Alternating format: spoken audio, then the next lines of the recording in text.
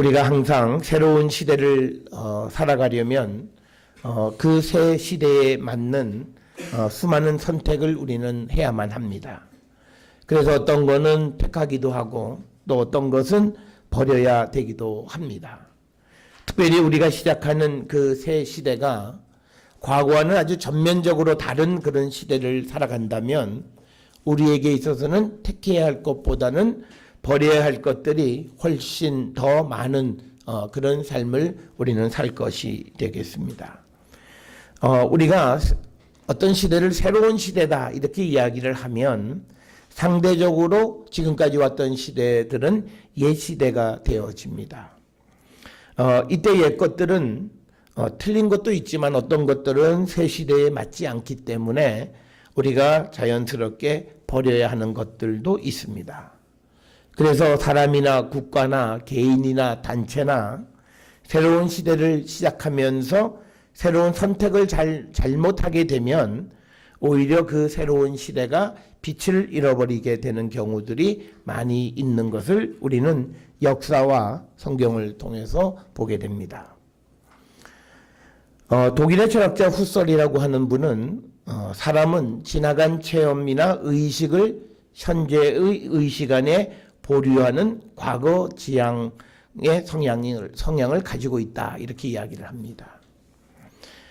그런데 믿음은요, 이렇게 과거 지향성이 있는 사람들을 미래 지향성 있는 사람으로 바꿔주는 겁니다.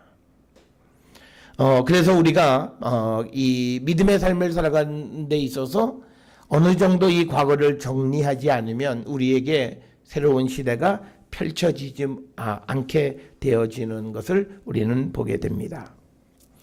사람이 과거에 얼마나 지배를 많이 받고 살아가느냐면 사실 우리가 트라우마라고 하는 것들이죠. 이것은 외부에서 일어난 충격적인 일, 이미 과거의 사건이에요. 그것으로 인해서 발생하는 심리적인 외상을 우리가 보통 트라우마다 이렇게 이야기를 합니다. 그래서 전쟁이나 자연재해 또는 대형 사고, 참사 이런 것들을 겪은 사람들에게서 이 트라우마라고 하는 것이 나타나게 되고 또 개인적으로 우리가 겪어서는 안 되는 여러 가지 일들을 겪게 될 때 우리는 트라우마를 우리가 경험하게 되고 이런 그 트라우마들이 나중에 외상 후 스트레스 장애가 되기도 합니다. 그래서 외상 후 스트레스 장애를 겪는 사람들은요, 항상 자기의 꿈이나 또는 생각 속에서 그 과거의 사건을 반복하면서 그래서 극한 불안감, 공포, 무기력감, 수면장애 이런 것들을 이런 것에 시달리면서 정상적인 생활을 하지 못하게 되는 것. 이것을 우리가 외상 후 스트레스 장애다 이렇게 이야기를 합니다. 이처럼 사람은 과거 지배를 받고 살아가는 사람이다라고 하는 거죠. 그런데 이제 우리가 서두에서도 말씀드렸습니다만 예수를 믿고 우리가 믿음의 삶을 우리가 살아간다라고 하는 것은 이제는 우리가 새로운 삶을 사는 것을 얘기합니다. 예수님을 영접했다. 또 내가 성령을 체험했다. 이것은 지금 내가 살아왔던 것과는 다른 삶이 내게 열린다라고 하는 것을 전제하는 것이고 실제로 우리가 믿음의 삶을 살아가면서 우리가 새로운 그 삶이 연속적으로 이어져야만 한다라고 하는 거죠. 그래서 우리가 믿음 생활을 하면요, 먼저 우리의 삶의 가치관이 새롭게 바뀌어야 됩니다. 또 생활 자세도 바뀌어야 되고 또 세상을 보는 눈도 바뀌어야 되고 또 그리고 지금까지는 우리가 관심조차 갖지 않았던 영적인 세계에 대한 경험도 우리가 하게 되어지고 뿐만 아니라 우리가 성령 체험, 지금까지 해보지 못했던 그런 경험까지도 우리가 하게 되는 겁니다. 그런데 어떤 이들은요, 성령 체험 그러면요, 무슨 정신과 병원에 가봐라, 뭐 이런 분들이 있어요. 이거는 우리가 새로운 시대에 우리가 주님을 만나서 우리에게 나타나는 그런 주님의 그 어떤 권세, 주님의 그 어떤 능력 이것을 부인하는 얘기들이에요. 그래서 우리가 그 오늘 읽은 그 이 마가복음 말씀에서도요, 성령을 거역한다라고 하는 건 뭐냐면 하나님 하시는 일을 스스로 거역하는 거예요. 그러니까 이거예요. 성령의 체험을 정신병원 가봐, 이런 자들이 용서받지 못한다는 거예요. 그러니까 그게 우스운 얘기가 아니에요. 그런데 의외로 우리가 믿음 생활하는 그 삶의 주변에서 내가 해보지 못한 경험을 누가 하는 그 경험에 대해서 그거를 존중하지 않고 그거를 마치 잘못된 것처럼 이렇게 치부하는 사람들이 있는데, 그것이 바로 성령을 거역하는 것과 같다. 하나님의 능력을 무시하는 것과 같다. 오늘 우리가 읽은 마가복음처럼요, 예수께서 능력으로 귀신을 쫓아내니까 이건 귀신 들려서 귀신 쫓아내는 것이다 라고 말하는 것과 같다라고 하는 거예요. 그래서 우리가 믿음을 갖는다라고 하는 것은 새로워지는 거고, 새로워지는다라고 하는 것은 예수 그리스도가 우리를 지배하고 그 예수 그리스도의 능력, 권능, 이 모든 것을 인정하는 것이 바로 믿음의 삶이라는 거죠. 그래서 우리가 신앙을 출발할 때 우리가 잘못 출발하면 오히려 새로운 시대에 우리가 잘 안 되는 경우들이 있습니다. 우리가 창세기 3장에 보면 하나님께서 사람을 만드셔서 에덴 동산에 두시고 그들에게 자유의지를 주셨어요. 그런데 그 아담과 하와가 그 자유의지, 하나의 티켓을 가지고 결국은 우리도 하나님처럼 돼보자, 그쪽에 그 자유의지를 쓰게 된 거죠. 그래서 결국은 그들은 하나님을 거역하게 됐고, 그래서 에덴 동산에서 자신들만 쫓겨난 것이 아니라 우리 그 후손들에게도 죄의 씨앗을 유전하는 결과가 되었다는 겁니다. 그래서 우리가 새로운 시대에 우리가 그 출발을 할 때 어떤 선택을 하고 버릴 것과 취할 것을 제대로 하지 못할 때 오히려 새 시대는 우리에게 어려움이 될 수 있다라고 하는 겁니다. 그래서 오늘 우리에게 주시는 이 말씀들을 통해서 우리가 새로운 시대를 살아간다라고 하는 것, 우리가 믿음을 갖는 것은 새로움이라는데 우리에게 어떤 새로움이 있어야 하는가라고 하는 것을 오늘 주시는 말씀들을 통해서 우리가 한번 생각해 보시면서, 과연 나는 정말 믿음 생활을 하고 있는가를 우리가 보셔야 돼요. 정말 나는 교회는 와요. 그런데 정말 내가 믿음 생활을 하고 있느냐. 그러니까 이런 거죠. 믿음 생활하면서 예수의 능력을 믿는 게 아니라 내 환경을 믿어요.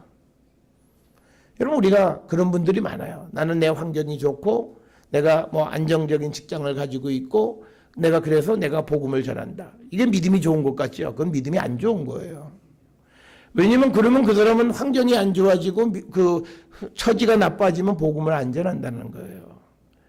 그러니까 우리가 그런 환경을 믿고 의지하는 게 아니라 예수의 능력, 예수께서 우리에게 베풀어 주신 권능이 무엇인가를 알고 그걸 믿는 거예요. 그거는요, 내 환경과 관계가 없는 거죠. 그래서 오늘 우리가 주시는 이 말씀들을 통해서 과연 우리는 새로운 믿음의 삶을 살고 있는가를 한 번쯤 돌아보는 시간이 되었으면 합니다. 우리는 예수를 믿으면서 내가 새로워졌다 이렇게 말은 하면서도요, 돌이켜보면 아직도 옛날 것을 정리하지 못하고 옛날 생각 그대로 가지고 있는 분들이 많죠. 뭐 이런 거죠.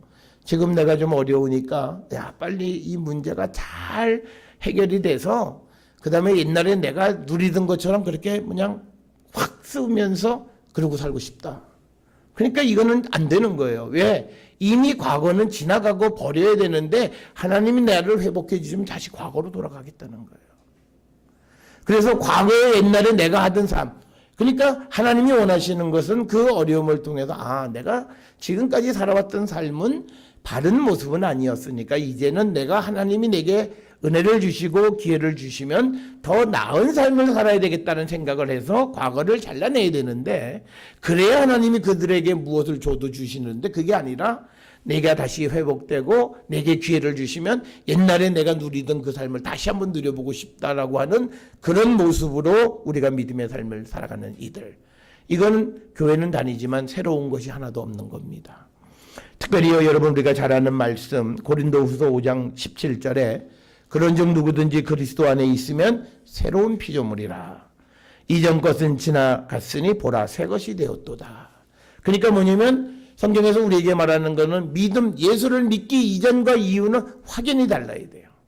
그래서 예수님을 몰랐을 때 내가 가지고 있었던 모든 것은 이거는 배설물처럼 여기고 버려야 되고, 이제 예수 그리스도 안에서 내게 주시는 그 삶을 향해서 우리가 살아가기를 결단하는 것, 그게 우리의 믿음의 삶이고, 그런 사람들이 믿음이 우리에게 새로운 어떤 이 새로운 시대를 열어준다, 이렇게 말씀을 드릴 수 있습니다.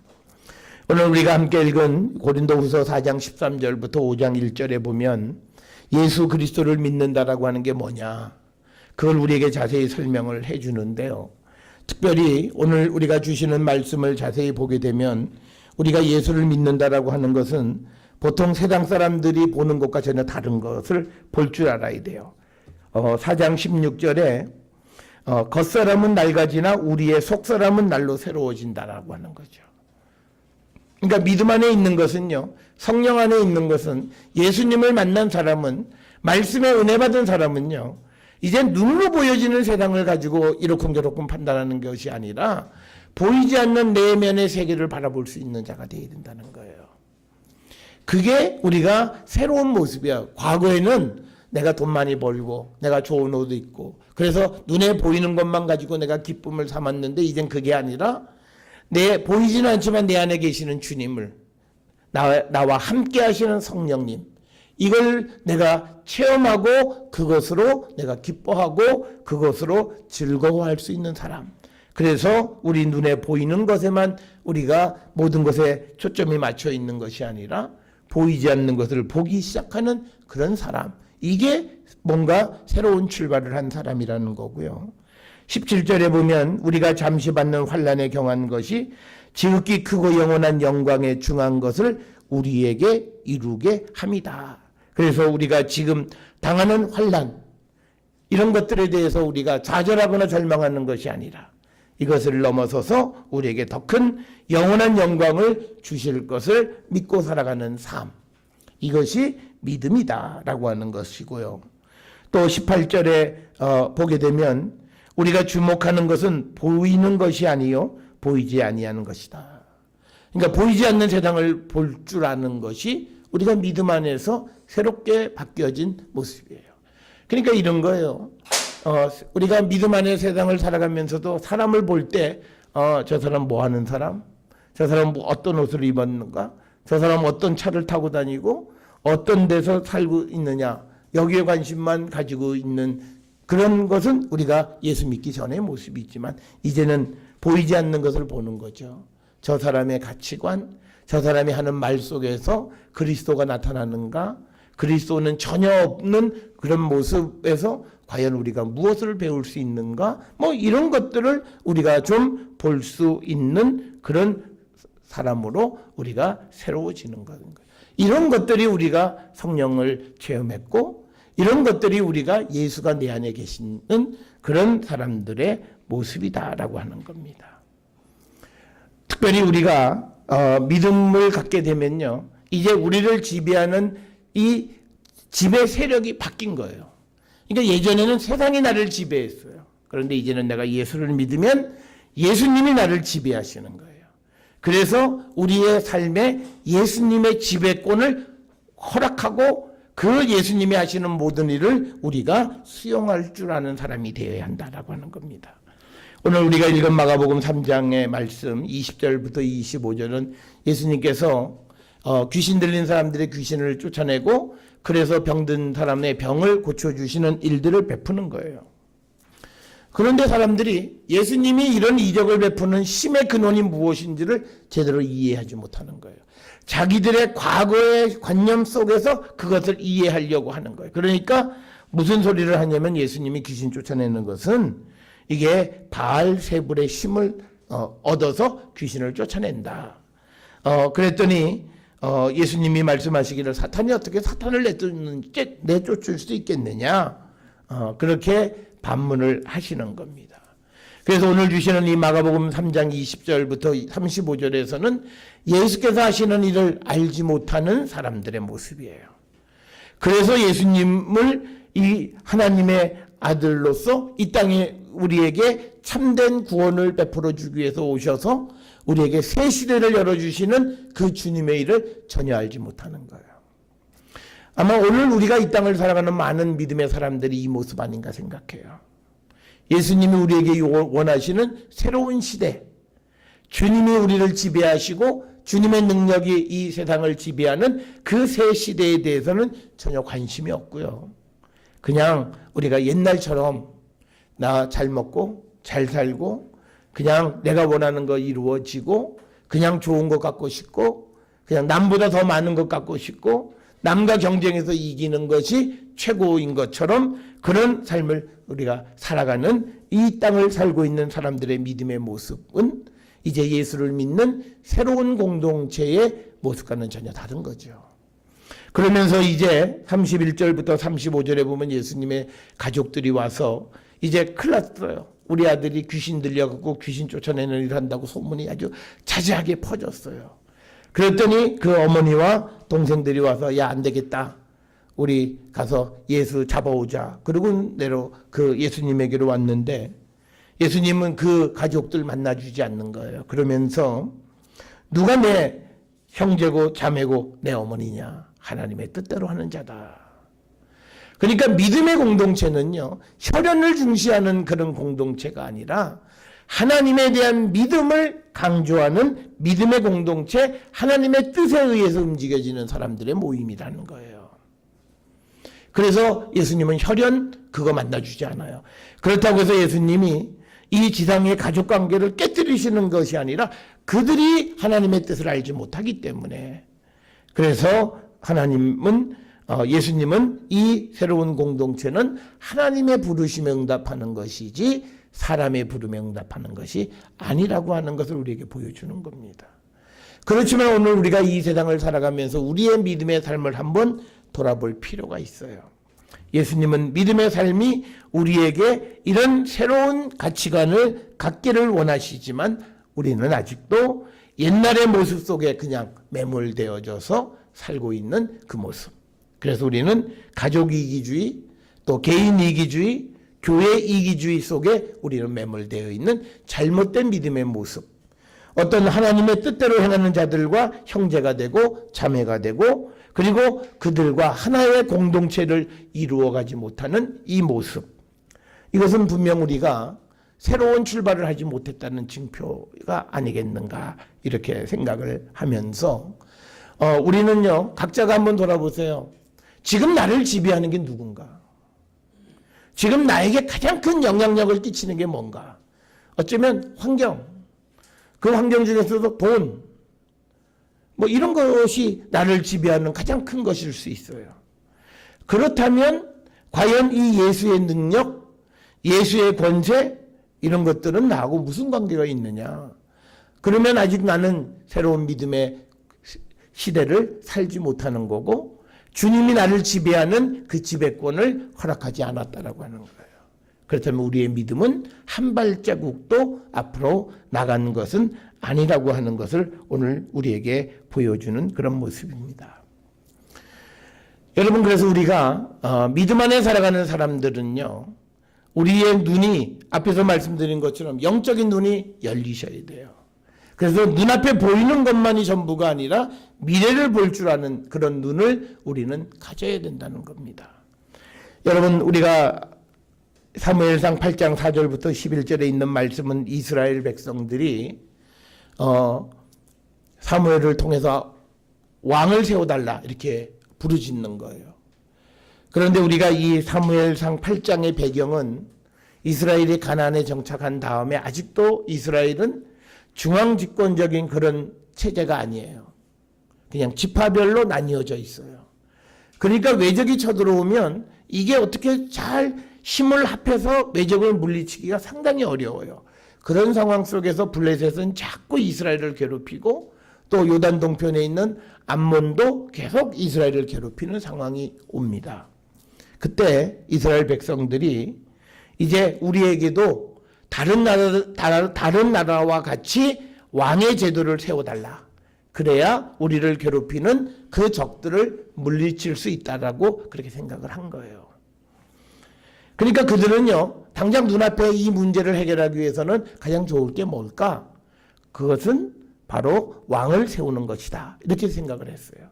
그런데 그들은요, 이 왕을 세우는 것이 나중에 혹시 우리에게 나쁘지 않을까? 이걸 생각 안 해요. 아니, 당장 좋으면 됐지.